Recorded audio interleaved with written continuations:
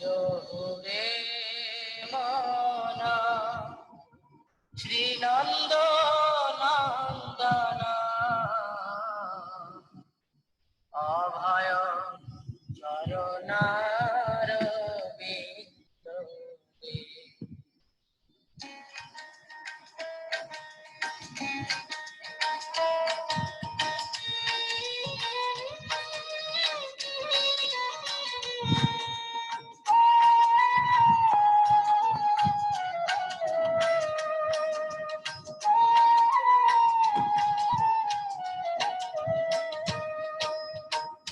অজরে মন শ্রীনন্দ নন্দনা অভয় চরণার বিন্দে অজরে মন শ্রীনন্দ নন্দনা অভয় চরণার বিন্দে দুর্লভ মানব জনম সৎসঙ্গে দুর্লভ মানব জনম সৎসঙ্গে তরহ কে ভব সিন্ধুরে তরহ কে ভব সিন্ধুরে মধুরে মন শ্রীনন্দ নন্দনা অভয় চরণার বিন্দরে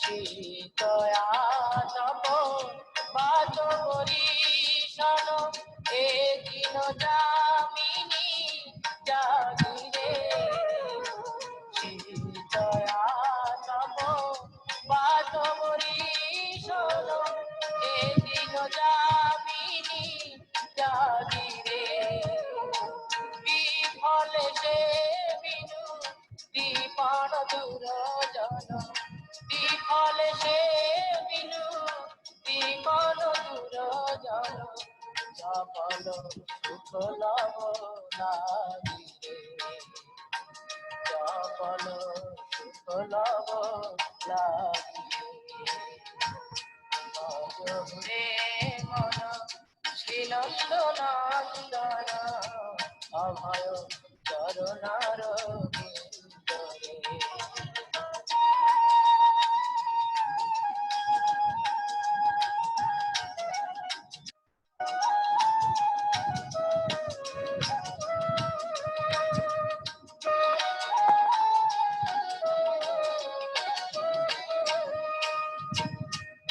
ধন যৌবন পুত্র পরিজন লিখে আছে পর ধীরে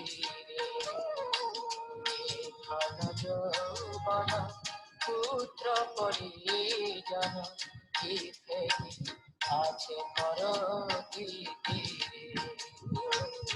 কমল দল জল জীবন টল মল কমল দল জল জীবন টল মল ভজ হরি পদ নীতিরে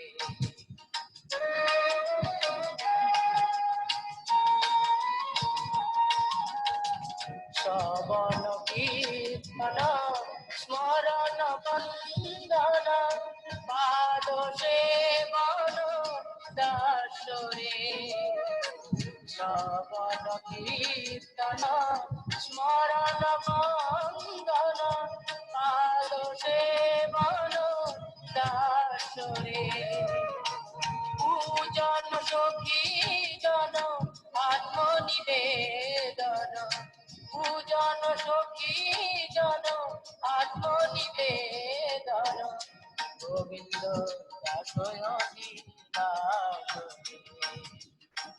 গোবিন্দ দাসয় বিলাস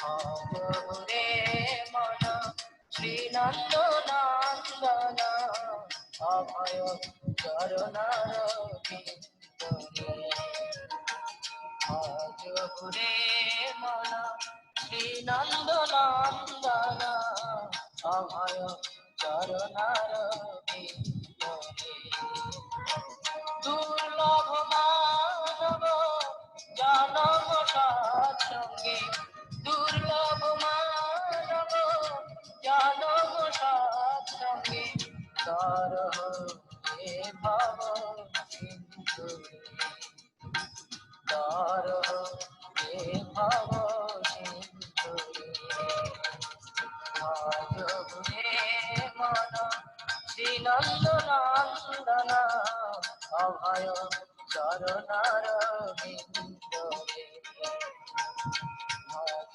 ঘুরে মন শ্রীনন্দ নন্দন অভয় চরণার বিন্দরে আজ ঘুরে মন শ্রীনন্দ নন্দন অভয় চরণার বিন্দরে। हरे कृष्णा। आइए हम भगवद गीता की साप्ताहिक कक्षा को आगे बढ़ाते हैं। जय राधा माधव कुंज बिहारी गोपी जन वल्लभ गिरिवरधारी।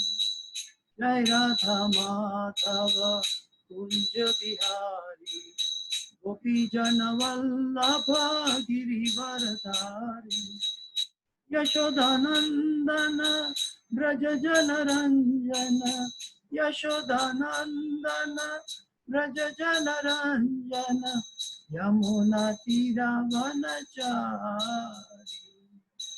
जय राधा माधव कुंज बिहारी गोपी जन वल्लभ गिरिवरधारी।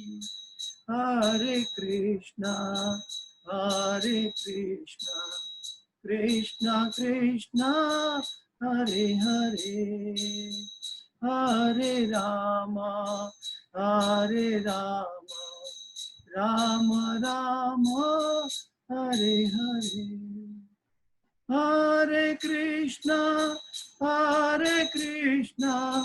कृष्णा कृष्णा हरे हरे हरे राम राम राम हरे हरे। ओम अज्ञानातिमिरान्धस्य ज्ञानाञ्जनशलाकया चक्षुरोन्मिलितं येन तस्मै श्रीगुरुवे नमः। श्रीचैतन्यमनोभीष्टं स्थापितं येन भूतले स्वयं रूप गदा मह्यं ददाति स्वपदान्तिकं।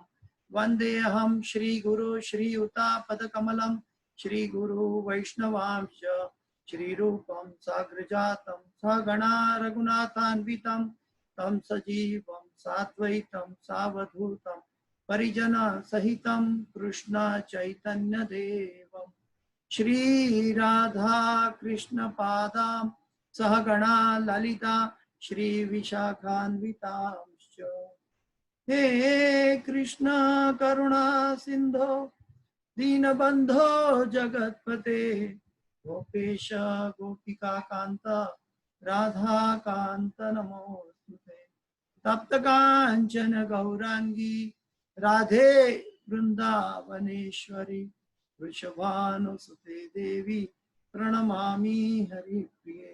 वाञ्छाकल्पतरुभ्यश्च कृपा सिन्धुभ्य एव च पतितानां पावनेभ्यो वैष्णवेभ्यो नमो नमः। श्री कृष्ण चैतन्य प्रभो नित्यानंद श्री अद्वैत गदाधर श्रीवासादि गौर भक्त वृंद।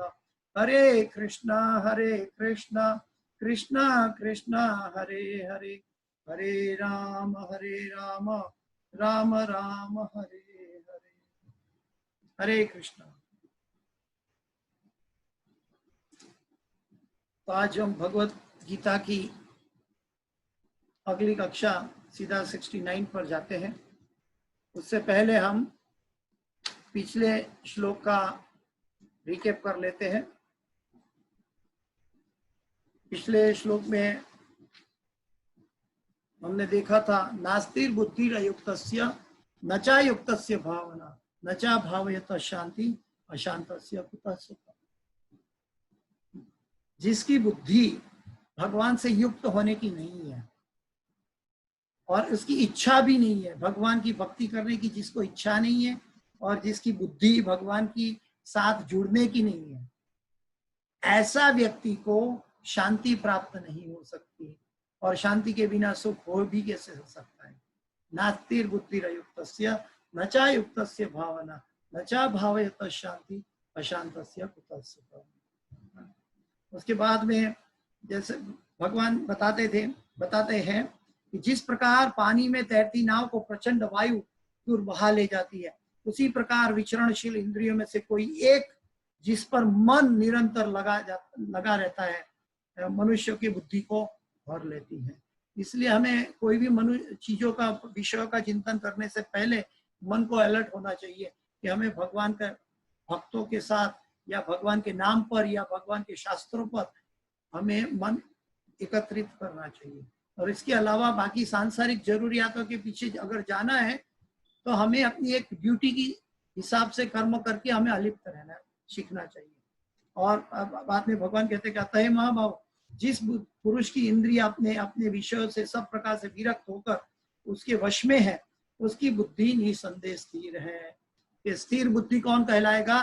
कि जो अपनी इंद्रियों के विषयों में से अपनी बुद्धि को वापस खींचकर अपने आत्मदृष्टि, आत्म साक्षात्कार की ओर जो लगा देता है, वो व्यक्ति की बुद्धि स्थिर हो सकती है, नहीं तो बुद्धि स्थिर हो सकती नहीं है।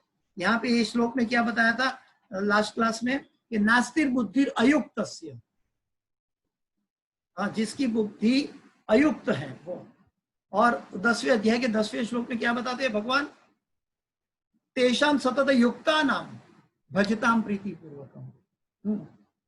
भगवान क्या बताया कि तेषाम सतत युक्ता नाम, कि जो मेरे से युक्त रहता है वो।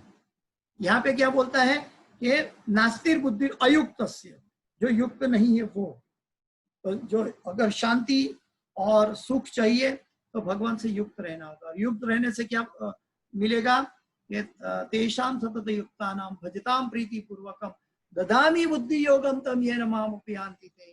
कि वो व्यक्ति मेरे साथ रहकर उसकी हृदय में मैं ऐसा ज्ञान प्रदान करूंगा, भगवान कहते हैं, कि जिसके द्वारा वो चलकर मेरी शरण में पहुंच जाएगा। मतलब एक ऐसी गुफा है, वो गुफा कहाँ जा रही है पता नहीं है, लेकिन वो भगवान के चरणों में जा रहा है वो गुफा।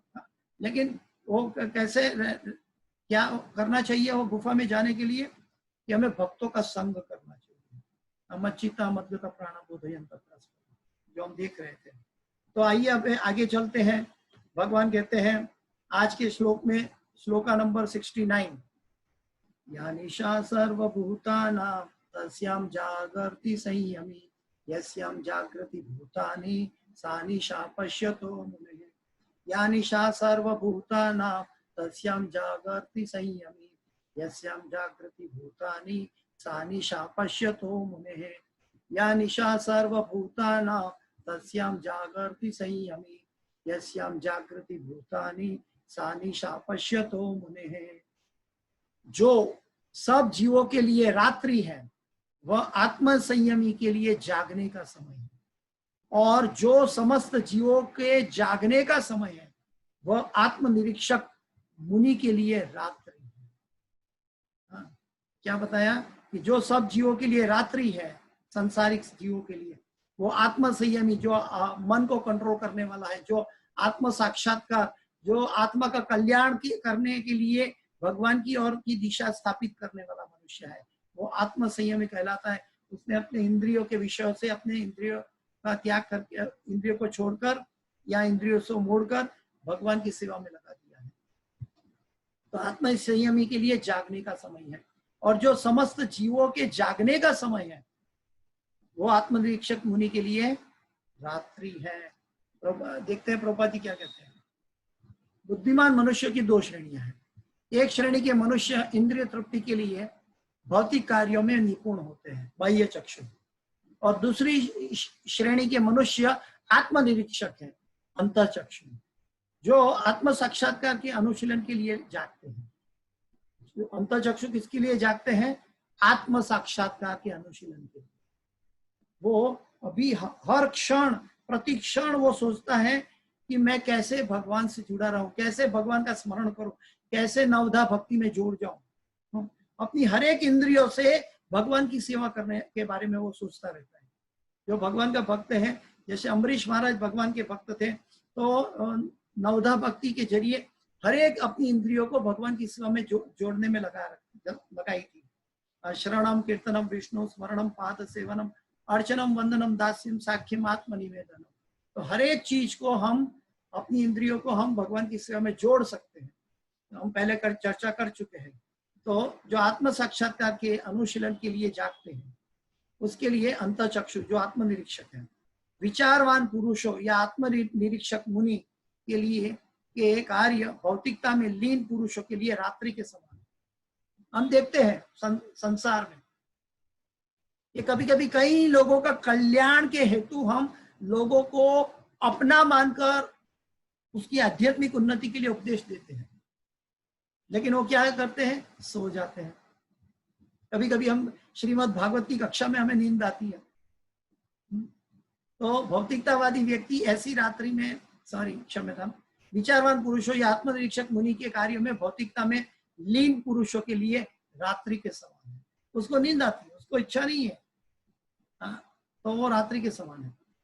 भौतिकतावादी व्यक्ति, भौतिकतावादी व्यक्ति ऐसी रात्रि में अनभिज्ञता के कारण आत्म साक्षात्कार के प्रति सोए रहते हैं। उसको पता नहीं है अपना कल्याण कैसे करना है। हाँ, वो सोचता है कि मैं आनंद ले रहा हूँ, मैं आराम कर रहा हूँ, मैं अपना समय का सदुपयोग कर रहा हूँ, लेकिन उसको पता नहीं है कि वो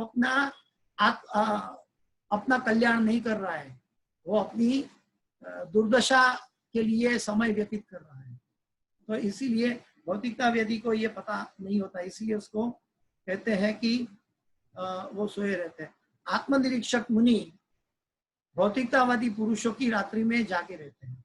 आत्मनिरीक्षक मुनि भौतिकतावादी पुरुषों की रात्रि में जागे रहते हैं, क्योंकि वो भगवान की भक्ति में इतना आनंद लेते हैं, उसको सांसारिक डिस्टर्बेंस होता है, तो वो चाहते हैं कि वो कोई डिस्टर्ब ना करे, तो उसके लिए रात्रि में कोई डिस्टर्ब नहीं करने वाला है।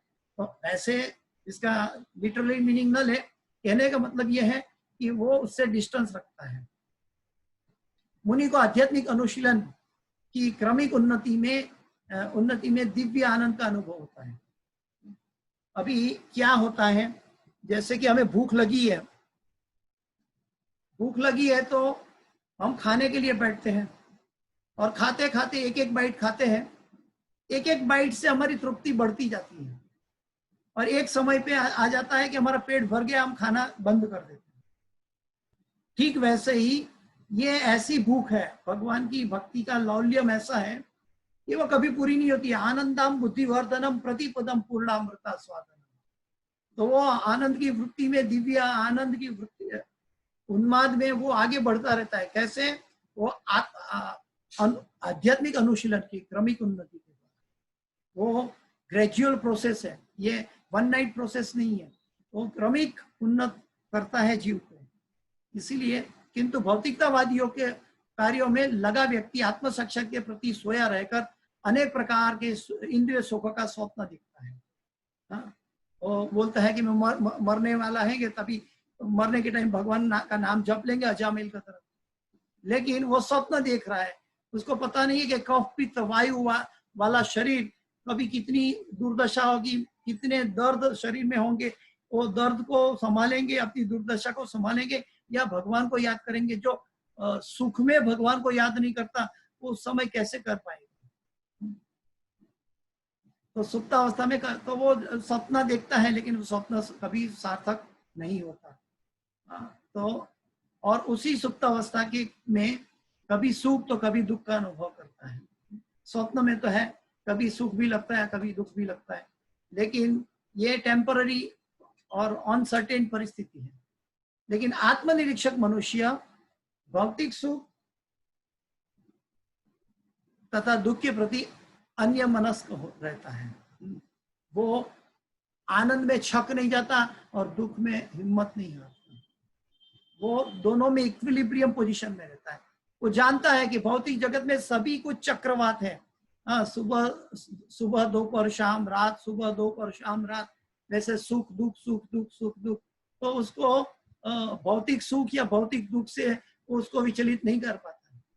भगवान ने कहा है मात्रा स्पर्शास्तु कौन्तेय शीतोष्ण सुख दुखदा आगमा पाइनो नित्यम ताम तितिक्षस्व भारत। हाँ, कि जो आत्मनिरीक्षक मनुष्य है वो ऐसी परिस्थिति में उसको सुख दुख का अनुभव नहीं करता।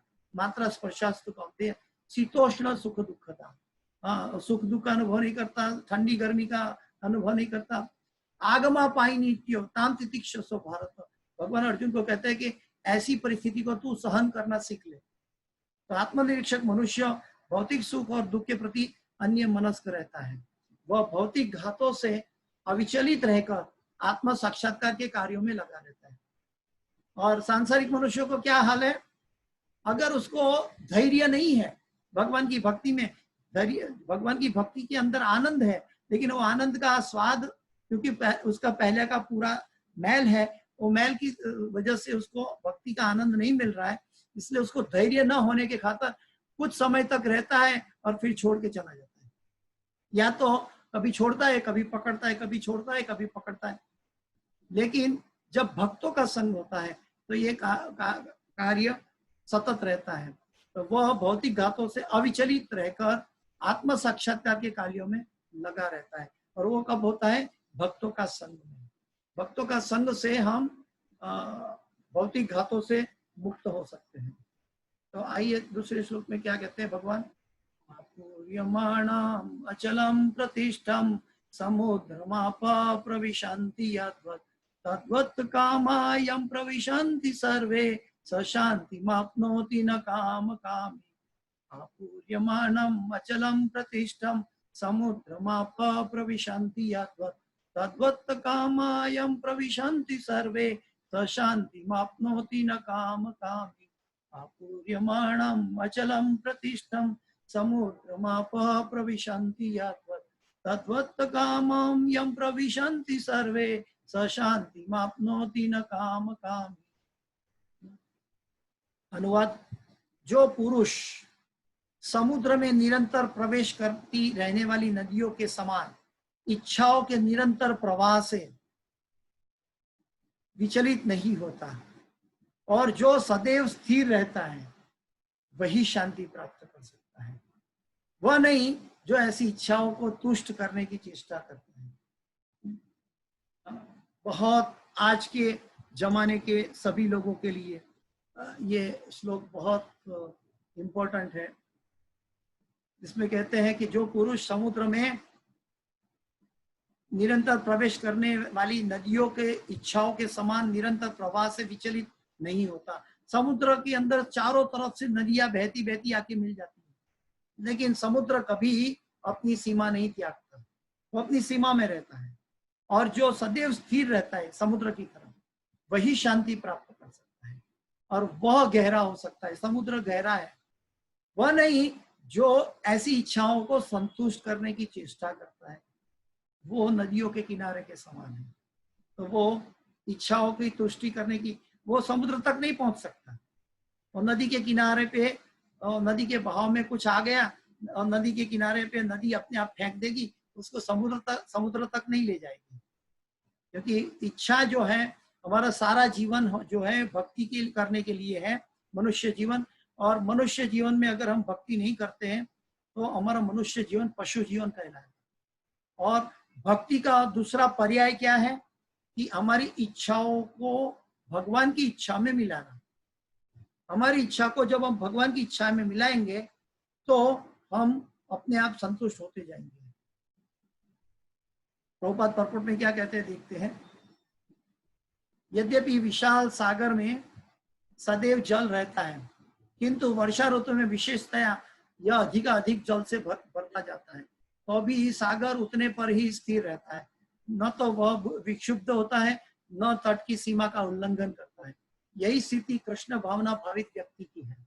जो भगवान का भक्त है वो स्थिर बुद्धि रहता है, स्थित प्रज्ञ रहता है, उसका मन शांत रहता है।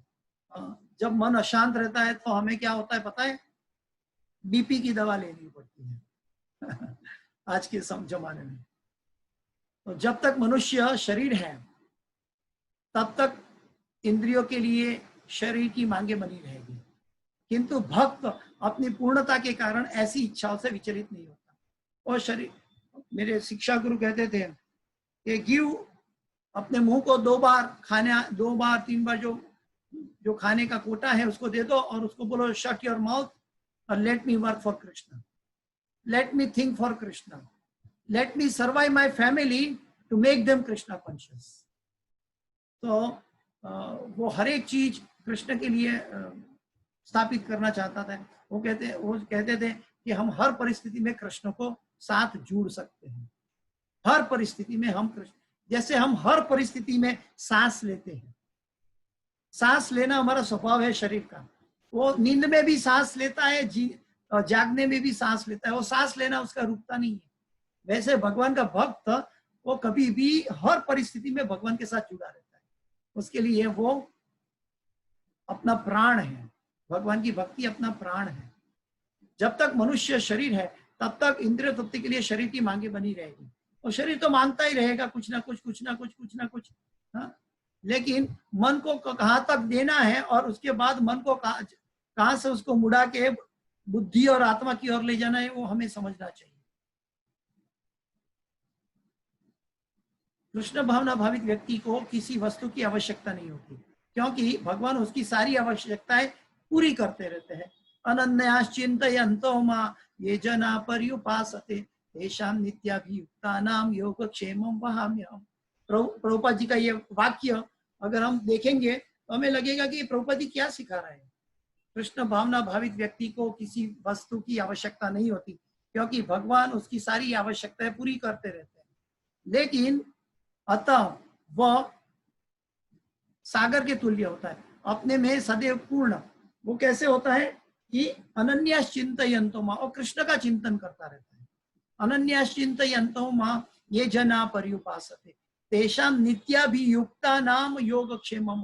भगवान उसकी हर जरूरियात पूरी करते हैं, और जो उसके पास कमी है वो भगवान ला कर देते हैं। लेकिन उसका कार्य क्या है?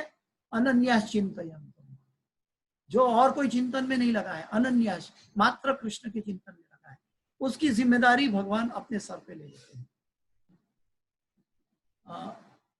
अतः वह सागर के तुल्य होता है, अपने में सदैव पूर्ण। सागर में गिरने वाली नदियों के समान इच्छाएं उसके पास आ सकती हैं, किंतु वह अपने कार्य में स्थिर रहता है और इंद्रिय तृप्ति की इच्छा से रंच भर भी विचलित नहीं होता। जैसे कि एक कर्मी व्यक्ति है, तो कर्मी व्यक्ति को अपने काम में कोई बीच में आता है तो अपनी पत्नी को पर भी गुस्सा कर लेते हैं कि अभी मुझे अपना काम करने दो, अभी मुझे डिस्टर्ब मत करो। ठीक वैसे ही जो भगवान का भक्त है वो अपनी भक्ति में बिल्कुल स्थिर रहता है, उसको भौतिक इच्छाएं रंच भर भी विचलित नहीं होने देती। कृष्ण भावना भावित व्यक्ति का यही प्रमाण है।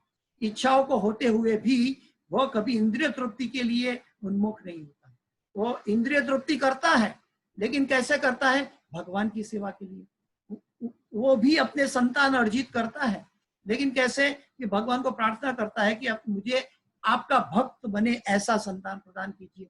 तो हर एक इंद्रियों से वो भी उन्मुख होता है, फिर भी वो कृष्णमय हो जाता है, क्योंकि वो कृष्ण को संतुष्ट करने के लिए या कृष्ण को मध्य में रखकर कार्य करता है, इसलिए उसकी इंद्रिय तृप्ति के लिए उन्मुख नहीं होता, ऐसा माना जाता है। क्योंकि वह भगवान की दिव्य प्रेम भक्ति में तुष्ट रहता है, अतः वह समुद्र की भांति स्थिर रहकर पूर्ण शांति का आनंद उठा सकता है। किंतु दूसरे लोग, जो संसारी लोग, जो मुक्ति की सीमा तक इच्छाओं की पूर्ति करना चाहते हैं, मरने तक, अरे मुझे ये बैंक अकाउंट में ये करो, वो करो, ये करो, जो जिसकी कोई सीमा नहीं। आज हम देखे हैं कि कितने लोग हैं, करोड़ों लोग, उसकी पूरी संपत्ति अपनी बैंक में रह जाती है और वो व्यक्ति चला जाता है। और वो व्यक्ति कितना भी ज्ञानी, महान डॉक्टरेट ना हो, एक सामान्य कोरोना से मर जाता है। कैसे वो मर जाता है? क्योंकि वो क्या सोचता है कि मैं अपना ज्ञान मुझे आगे लेकर जाएगा, या मेरी स्व प्रयत्न, मेरी लक्ष्मी, मेरा धन संचय किया है वो मुझे आगे लेकर जाएगा। लेकिन उसकी सीमा क्या है? इच्छाओं की पूर्ति करते रहना, लेकिन भौतिक सफलताओं का क्या कहना, उन्हें कभी शांति नहीं मिल पाती है। जो हम पहले देख चुके हैं, नास्तिर बुद्धिर अयुक्तस्य न चा युक्तस्य भावना न चा भावयत शांति अशांतस्य कुतः सुखम। कर्मी मुमुक्षु तथा वे योगी सिद्ध के कामी, सिद्धि के कामी है। हाँ, ये कर्मी लोग हैं, ये मुमुक्षु है, जो मोक्ष की इच्छा रखने वाले हैं, वे योगी है, अपने स्व प्रयत्न से हृदय में परमात्मा का दर्शन करना चाहते हैं। वो सिद्धि है, अपनी सिद्धि, अपनी फेमस, अपने आप को प्रतिष्ठित संसार में, समाज में करने के लिए वो कामी रहते हैं। और वो कामी है कि वो सिर्फ इंद्रिय भोग करना चाहता है, लेकिन वो इंद्रियों को कृष्ण की सेवा में जोड़ना नहीं चाहता। ये सभी अपूर्ण इच्छाओं के कारण दुखी रहते हैं, क्योंकि ये सभी इच्छाएं उसकी अपूर्ण रह जाती है। क्यों अपूर्ण रहती है? क्योंकि वो श्री कृष्ण के साथ ही पूर्ण हो सकती है। ओम पूर्णमद पूर्णमिदं पूर्णात् पूर्णमुदच्यते पूर्णस्य पूर्णमादाय पूर्णमेवावशिष्यते। जब हम पूर्ण के साथ नहीं जुड़ेंगे, तब तक हम कितनी भी इच्छाओं करेंगे वो अपूर्ण रहेगी, वो कभी संतुष्ट नहीं होगी। अगर संतुष्ट कर दी तो उसके बाद दूसरी इच्छा ऐसी जन्म लेगी कि उससे भी हमें ज्यादा विचलित कर देगी। तो इच्छाओं की पूर्ति का सागर जो है, नदियां जो है, बहती रहती है, लेकिन इच्छा से हमें अपनी इच्छाओं को भगवान की इच्छाओं में मिलाना या भगवान की सेवाओं में मिलाना चाहिए। तो ये हमें सीखना चाहिए। किंतु कृष्ण भावना भावित पुरुष भगवत सेवा में सुखी रहता है। कृष्ण भावना भावित पुरुष क्या है? भगवत सेवा। वो भी इंद्रियों का उपयोग करता है, लेकिन भगवत सेवा में करता है, और उसकी कोई इच्छा नहीं होती, उसकी स्वतः अपनी इंद्रियों की भोगने के लिए कोई इच्छा नहीं होती। वो भगवान की इंद्रियों की इच्छा पूरी करने के लिए वो अपनी इंद्रियों का उपयोग करता है। वस्तुतः वह तो तथाकथित भवबंधन से मोक्ष की भी कामना नहीं करता, वो मुमुक्षु भी नहीं। वो सोचता है कि वो भगवान के हाथ में, भगवान जहां रखना चाहे। वो चाहता है कि मैं कैसे भगवान को संतुष्ट कर सकूं, कैसे भगवान को प्रसन्न रखूं, कैसे भगवान की सेवा से अलग न हो, विलग न हो जाओ, और सतत भगवान की सेवा में प्रेममय जुड़ा हुआ रहूं। ये चीज व्यक्ति कौन करता है? भगवान का शुद्ध भक्त। कृष्ण के भक्तों की कोई भौतिक इच्छा नहीं रहती, इसीलिए वो पूर्ण शांत रहते हैं। भौतिक इच्छा का मतलब है जो इच्छा स्व भोगने की इच्छा है, वो भौतिक इच्छा है। जो इच्छा भगवान की संतुष्टि के लिए है, वो भक्ति की इच्छा है। हरे कृष्ण। आगे देखते हैं। विहाय कामान्यः सर्वान् पुमाश्चरति निस्पृह निर्ममो निरहंकार सशान्तिम् अधिगच्छति। विहाय कामान्यः सर्वान् पुमाश्चरति निस्पृह निर्ममो निरहंकार सशान्तिम् अधिगच्छति। विहाय कामान्यः सर्वान् पुमाश्चरति निस्पृह निर्ममो निरहंकार सशान्तिम् अधिगच्छति। जिस व्यक्ति ने इंद्रियों की समस्त इच्छाओं का परित्याग कर दिया है, जिस व्यक्ति ने इंद्रिय तृप्ति की समस्त इच्छाओं का परित्याग कर दिया है, जो इच्छाओं से रहित रहता है, और जिसने सारी ममता त्याग दी है तथा अहंकार से रहित है, वो वास्तविक शांति प्राप्त कर सकता है। ये ऑलमोस्ट इम्पॉसिबल लग रहा है कि वाक्य जो भगवान का ये चैलेंज है, भगवान की इंस्ट्रक्शन है, ये सांसारी मनुष्य को ऑलमोस्ट इम्पॉसिबल रखता है। और इम्पॉसिबल लगने से क्या होता है? वो वैसे ही दूर भागता है भगवत गीता से। लेकिन यहाँ भगवान ऐसे नहीं कहते हैं, भगवान के भक्त चतुर होते हैं। ये ऐसी हालत में भी ही ये कार्य कर जाता है। कैसे? कि जिस व्यक्ति ने इंद्रिय की समस्त इच्छाओं का परित्याग कर दिया, इच्छा इंद्रिय तृप्ति की समस्त इच्छाओं का परित्याग कर दिया। प्रकृति क्रियमाणानि गुणे कर्माणि सर्वशः अहंकार विमूढ़ात्मा करता हम इति मन्यते। वो भगवान को करता मानता है, तो अपनी इंद्रियों की समस्त इच्छाओं का परित्याग अपने आप हो जाता है। जब भगवान के द्वारा कार्य हो रहा है, तो मैं अपनी इच्छाओं को पूरी परित्याग करने वाला कौन? तो वो जो शास्त्रोक्त अनुमोदन है, वो कार्य करने में लगा हुआ है, तो उसको समस्त अपनी इंद्रिय तृप्ति की इच्छाओं के लिए समय ही मिलता नहीं है। और जो इच्छाओं से रहित रहता है, वो तो ऑलमोस्ट इम्पॉसिबल है। और जिसने सारी ममता त्याग दी है, सारी ममता अहम ममेति जिसने त्याग दिया है और अहंकार रहित है, वो वास्तविक शांति को प्राप्त कर सकता है। इसका मतलब क्या है कि हमारे और भगवान के बीच में अगर कोई पर्दा है, अगर हमारे और भगवान के बीच में कोई ऑब्स्टिकल है तो हमारा अहंकार है, हमारी आसक्ति है, हमारी इंद्रिय तृप्ति का इच्छाओं के अंदर भरपूर आसक्ति है।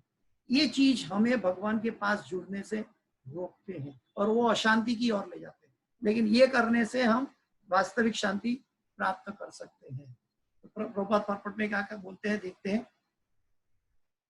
निष्प्रिय होने का अर्थ है इंद्रिय तृप्ति के लिए कुछ भी ना करना, इच्छा ना करना। दूसरे शब्द में कृष्ण भावना भावित होने की इच्छा वास्तव में इच्छा शून्यता या निष्प्रियता है। इस शरीर को मिथ्या ही आत्मा माने बिना तथा संसार की किसी वस्तु में कल्पित स्वामित्व रखे बिना श्री कृष्ण के नित्य दास के रूप में अपनी यथार्थ स्थिति को जान लेना कृष्ण भावना वृत्ति सिद्ध अवस्था है। देखो, एक तरफ इंद्रियों से निष्प्रिय होने का अर्थ है इच्छा नहीं करना, लेकिन प्रभुपाद जी कहते हैं कि इच्छा न करने का मतलब क्या है कि कृष्ण भावना भावित होने की इच्छा वास्तव में इच्छा शून्यता या निष्प्रियता है। यानी कि वो स्व इच्छा नहीं है, अपनी अहम ममिति नहीं है, स्वार्थ या लोभ नहीं है, वो भगवान की इंद्रियों की तुष्टि के लिए है। इस तरह इस शरीर को मिथ्या ही आत्मा माने बिना, यानी कि मैं शरीर नहीं हूं, मैं आत्मा हूं, लेकिन वो मिथ्या क्या कभी किया, संसारी मनुष्य क्या मानता है कि मैं शरीर हूं, लेकिन जो भगवान का भक्त जानता है कि मैं आत्मा हूं। तो मिथ्या ही आत्मा माने बिना तथा संसार की किसी वस्तु में कल्पित स्वामित्व की रखे बिना, lord it over on material nature. Prabhupada ji कहते हैं कि हमारा जन्म मृत्यु जरा व्याधि का मुख्य कारण क्या है, हम भौतिक प्रकृति पर प्रभुत्व जमाने की कोशिश कर रहे हैं।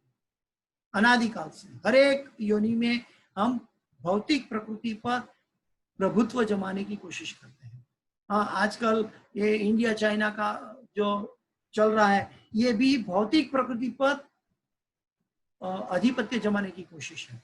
तो स्वामित्व उसका मतलब ये नहीं कि हम राष्ट्र भावना न रखें, इसका मतलब ये है कि सभी ईशावास्यम इदम सर्वम यत्किंचित जगत्याम जगत, सभी कुछ श्री कृष्ण का है। और हम कुछ भी साथ में लेकर नहीं आए थे और कुछ भी साथ में लेकर नहीं जाएंगे, तो हम किसका पर स्वामित्व रखें? हमारा जो भी स्वामी है वो श्री कृष्ण है, और पहले भी थे, अभी भी है और आगे भी रहेंगे।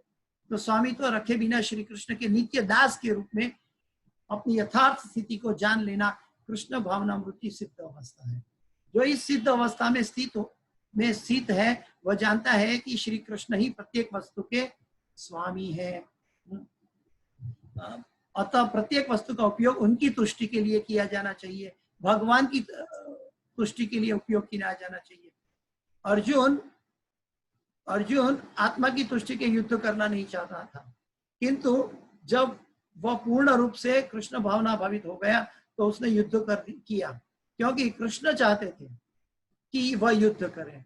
अर्जुन अपने राज सिंहासन के लिए युद्ध नहीं किया, तब तो युद्ध नहीं करना चाहता था, लेकिन जब कृष्ण ने कहा तो अर्जुन ने भी युद्ध किया।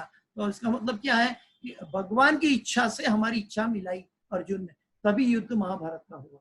तो भगवान कभी भी कोई भी कार्य करता है उसके पीछे भगवान का कुछ हेतु रहता है, जो सामान्य संकुचित बुद्धि वाले मनुष्य नहीं समझ पाते। उसे अपने लिए युद्ध करने की कोई इच्छा ना थी, किंतु वही अर्जुन कृष्ण के लिए अपनी शक्ति भर लगा, क्योंकि जब कृष्ण के लिए करेंगे तो हमारे अंदर कृष्ण की शक्ति भी सहायक होगी।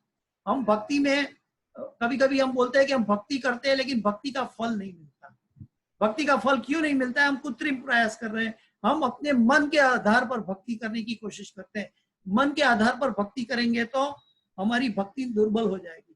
हमारी भक्ति को शक्ति कैसे होना चाहिए कि भगवान की इच्छा में हमारी इच्छा मिला। अभी कोई कहेगा कि हमें भगवान कैसे पता हो भगवान की इच्छा क्या है? तो भगवान की क्या क्या इच्छा है, हमें क्या करना चाहिए, मैन्युअल भगवत गीता के अंदर हमें भगवान ने सब कुछ दिया है। लेकिन हम भगवत गीता पढ़े तो नहीं, हमें भगवत गीता पढ़ना चाहिए और भक्तों के संग में पढ़ना चाहिए। स्वयं पढ़ने से पूरा ज्ञान प्राप्त नहीं होगा, शायद हम डिविएट हो जाएंगे, लेकिन भक्तों के संग में रहेंगे और भगवत गीता का अभ्यास करेंगे तो हमारा जो सक्सेस है जीवन का वो ध्रुव हो जाएगा, निश्चित हो जाएगा। उसे अपने लिए युद्ध करने की इच्छा न थी, किंतु वही अर्जुन कृष्ण के लिए अपनी इच्छा, अपनी शक्ति भर लड़ा। वास्तविक इच्छा शून्यता कृष्ण की तुष्टि के लिए इच्छा है। हम कोई भी जीव कुछ भी इच्छा के बिना रह नहीं सकता एक क्षण भी, लेकिन वो इच्छा को क्या करना है, कृष्ण की तुष्टि के लिए लगाना है। और कृष्ण की तुष्टि कहाँ है, वो कृष्ण ने गीता में बताया है। अगर जो गीता ही नहीं पता तो कृष्ण की तुष्टि कैसे करेगा? वो मनोधर्म से भक्ति करेगा और वो मनोधर्म की भक्ति उसकी दुर्बलता प्राप्त होगी और वो दुर्बलता के लिए उसकी भक्ति सफल नहीं होती हुई दिखाई देगी। तो इसीलिए भगवान की तुष्टि के लिए हमारी इच्छा भगवान की इच्छा के साथ होनी चाहिए, जो भगवत गीता के आधार पर साधु गुरु और शास्त्र इसका प्रमाण है। यह इच्छाओं को नष्ट करने की कोई कृत्रिम प्रयास नहीं है, क्योंकि हमने इच्छाओं को ऋषिकेन ऋषिकेश सेवनम भक्ति रुच्यते, इंद्रियों की स्वामी की सेवा में लगा दी है। जीव कभी भी इच्छा शून्य या इंद्रिय शून्य नहीं हो सकता, किंतु उसे अपनी इच्छाओं की गुणवत्ता बदलनी होती है। हम अपनी गुणवत्ता क्या है कि वो अंधकार की ओर की जगह हमें भगवान की ओर, आत्म साक्षात्कार की ओर ले जानी है। भौतिक दृष्टि से इच्छा शून्य व्यक्ति जानता है कि प्रत्येक वस्तु कृष्ण की है, ईशावास्यम इदम सर्वम, अतः वह किसी पर अपना स्वामित्व घोषित नहीं करता। He will not lord it over on material nature. यह दिव्य ज्ञान आत्म साक्षात पर आधारित है। आत्म साक्षात्कार, जो आत्मा के कल्याण करना चाहता है वही भगवान की भक्ति में जा सकता है। अगर हम अपने आप को नहीं जानेंगे तो भगवान को कैसे जान पाएंगे? और भगवान को जानने के लिए हमें अपने आप को जानना होगा। कैसे? कि जैसे कोई रोगी को रोग लगा हुआ है तो उसको ब्लड का एक ड्रॉप लेबोरेटरी में भेजा जाता है और वो लेबोरेटरी के ब्लड के ड्रॉप में उसको पता लग जाता है कि कौन सा रोग लगा हुआ है वो व्यक्ति को। तो सारे शरीर का ब्लड के अंदर क्या रोग है वो एक बूंद के खून के एक बूंद के अंदर पता चल जाता है। ठीक वैसे ही हम भगवान के अंश हैं।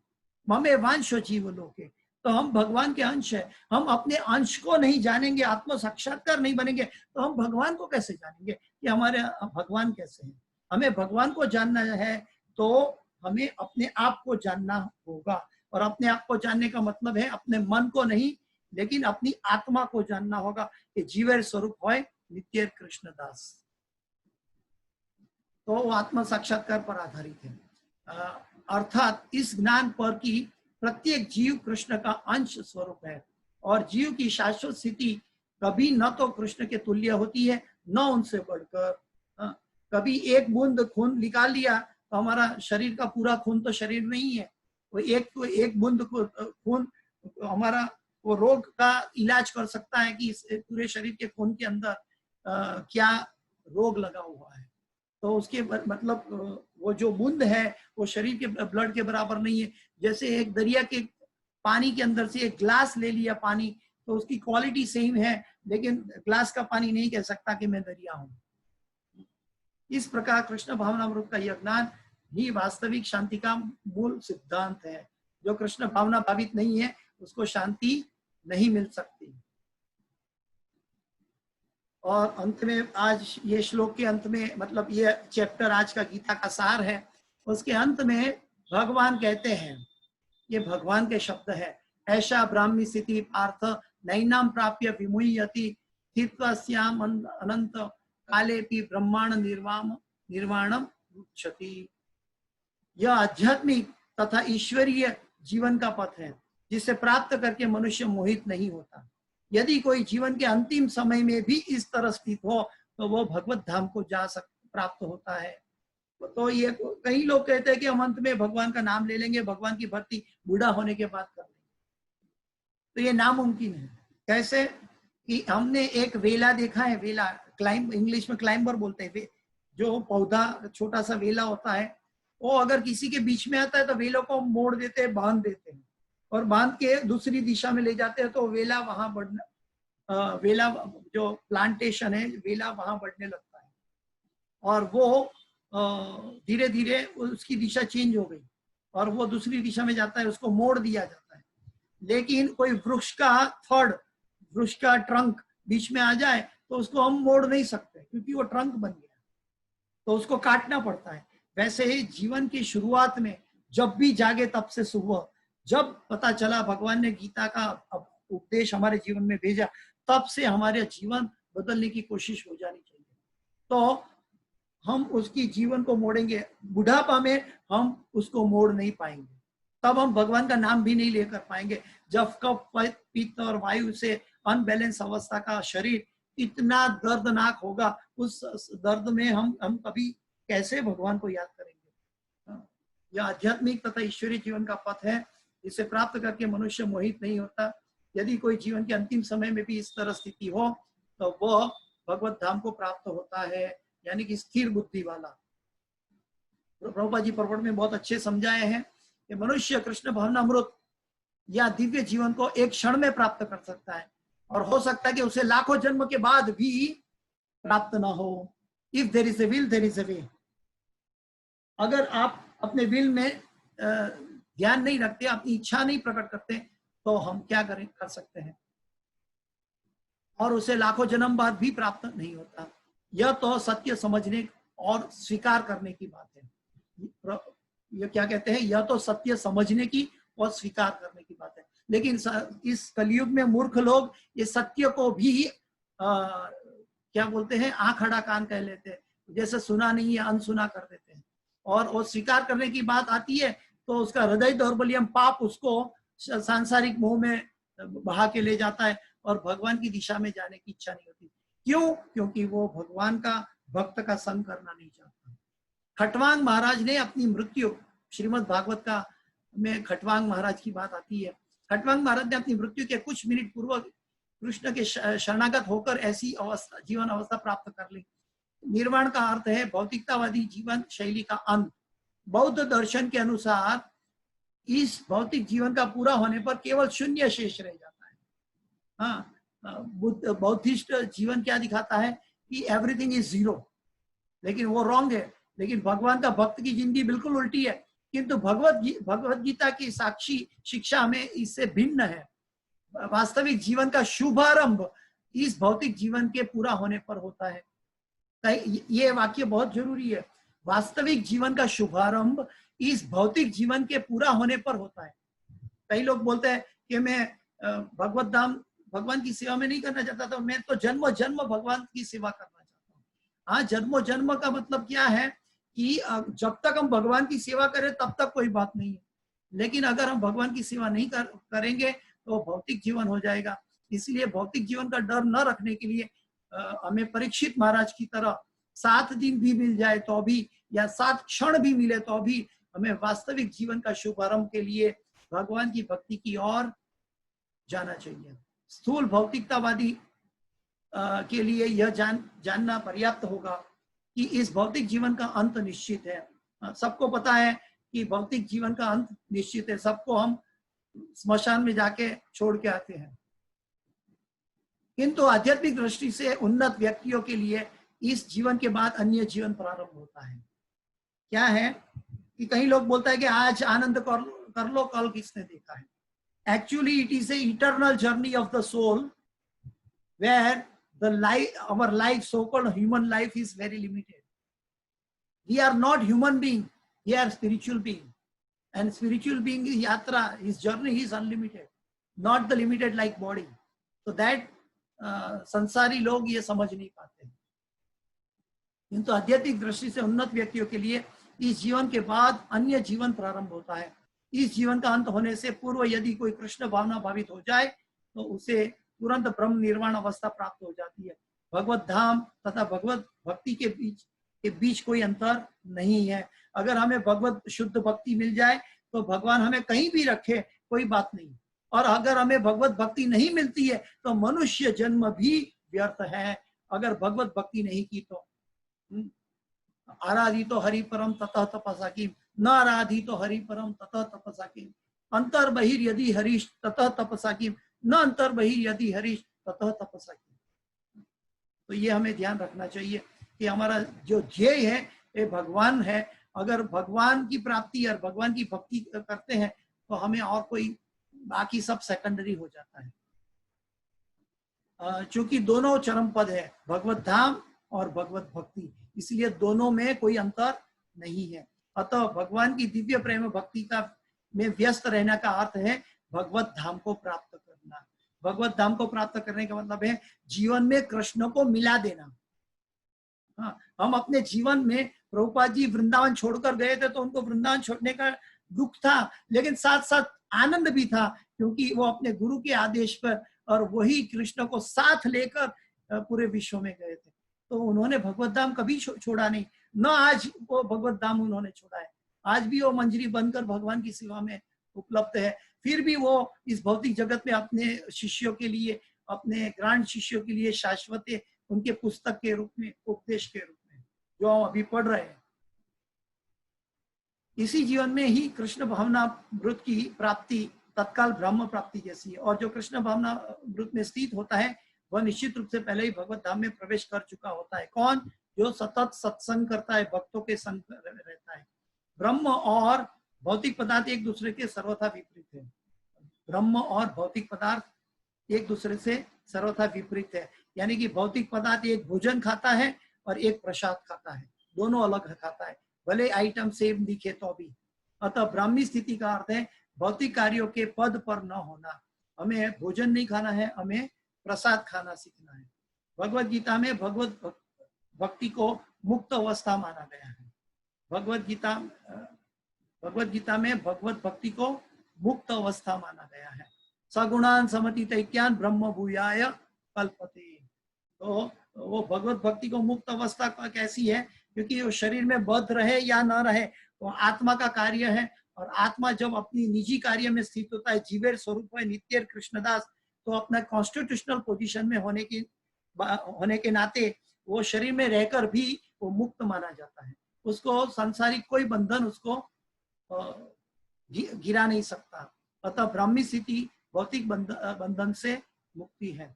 श्रील भक्तिविनोद ठाकुर के इस द्वितीय अध्याय के संपूर्ण ग्रंथ के प्रतिपाद्य के विषय के रूप में स्थित संक्षिप्त किया है।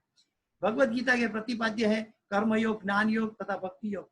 इस द्वितीय अध्याय में कर्मयोग तथा ज्ञान योग की स्पष्ट व्याख्या कर्मयोग तथा ज्ञान योग की स्पष्ट व्याख्या हुई है एवं भक्ति योग की भी झांकी दे दी गई है। इस प्रकार श्रीमद् भगवत गीता के द्वितीय अध्याय के गीता का सार नामक भक्ति वेदांत तात्पर्य यहाँ पूर्ण हुआ।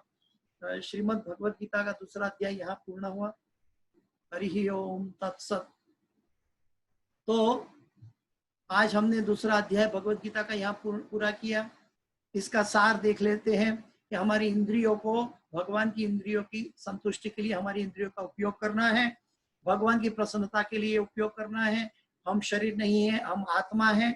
और इसीलिए हमें क्या समझना है, क्या सोचना है कि हम कैसे भक्तों का संग करें ताकि हम अपनी इंद्रियों को कंट्रोल कर पाएंगे। हम जब तक मन को कंट्रोल नहीं कर पाएंगे तब तक ये काम नामुमकिन है। और मन को कंट्रोल करने के बाद है जो आत्म साक्षात्कार की ओर मन जाएगा तो मन कंट्रोल अपने आप हो जाएगा। और आत्म साक्षात्कार होंगे तभी हम भगवत का साक्षात्कार कर पाएंगे। भगवान ने कहा है जन्म कर्म च मे दिव्यम एवं यो वेत्ति तत्वतः त्यक्त्वा देहम पुनर्जन्म नैति मामेति सो। जो भगवान कहते हैं जो मेरे जन्म कर्म उसको तत्व से जो जानता है, दिव्य ट्रांसेंडेंटल जन्म और कर्म को जो तत्व से जानता है, उसको ये शरीर त्यागने के बाद पुनर्जन्म नहीं लेना होगा, वो भगवत धाम जाएगा। कौन? कि जन्म कर्म च मे दिव्यम, भगवान के जन्म कर्म दिव्य है। एवं यो वेत्ति तत्वतः, जो उसको तत्व से जानता है। त्यक्त्वा देहम पुनर्जन्म, वो इस देह को त्याग करने के बाद पुनर्जन्म नैति मामेति सो अर्जुन, हे अर्जुन उसका पुनर्जन्म नहीं होगा। तो हम भगवान को तत्व से कैसे जानेंगे? सबसे पहले अपने आप को जानेंगे। हम भौतिक शरीर को कैसे जानते हैं? हम अपने बैग को भी किसी ने नहीं देखा है। अरे बैग तो छोड़ो, वो अपने आप को नहीं देख सकता है। कोई व्यक्ति अपनी आंखों से अपने आप को देख सकता है? कभी नहीं। वो आईना में देखता है, वो तो प्रतिबिंब देखता है, या तो पिक्चर देखता है या प्रतिबिंब देखता है। कोई भी व्यक्ति अपने आप को नहीं देख सकता है। इसलिए चर्म चक्षु से हम अपने आप को देखने की कोशिश करते हैं, वहीं से हमारी भ्रमणा शुरू हो जाती है। हमें अंतः चक्षु की ओर जाना होगा। तो इस भगवत गीता का दूसरा अध्याय का गीता का सार, अगर पूरी गीता को समझना है तो हम ये आत्मा है, हम अंतः चक्षु से देखना होगा। इंद्रिय का विषय, भगवान की इंद्रियों की संतुष्टि के लिए करना होगा।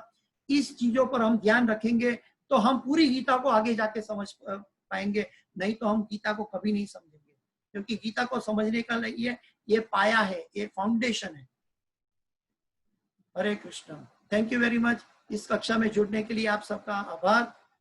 इस कक्षा की कोई भी सुकृति है तो मैं अपने गुरु महाराज इस होलीनेस जय पताका स्वामी आचार्य पाद गुरुदेव महाराज के चरणों में समर्पित करता हूँ। हरे कृष्णा हरे कृष्णा कृष्णा कृष्णा हरे हरे, हरे राम राम राम हरे हरे। वाञ्छाकल्पतरुभ्यश्च कृपा सिन्धुभ्येव च पतितानां पावनेभ्यो वैष्णवेभ्यो नमो नमः। Hare Krishna. Thank you very much.